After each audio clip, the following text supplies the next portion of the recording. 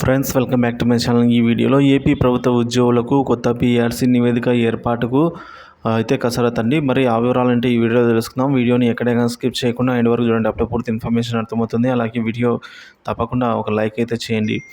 ఉపాధ్యాయుల సమస్యలు పరిష్కరించాలని ఎమ్మెల్సీ రఘువర్మ కోరారండి.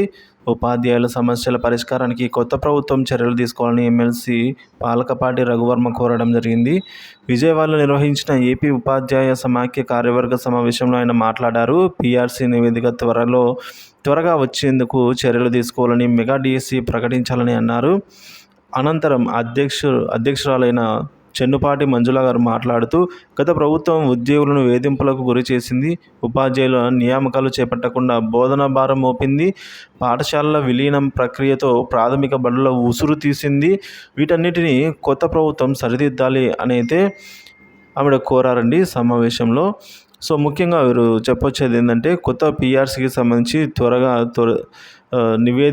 పీఆర్సీ నివేదిక త్వరగా ఇచ్చేందుకు చర్యలు కూడా తీసుకోవాలి అని అయితే కోరడం జరిగింది.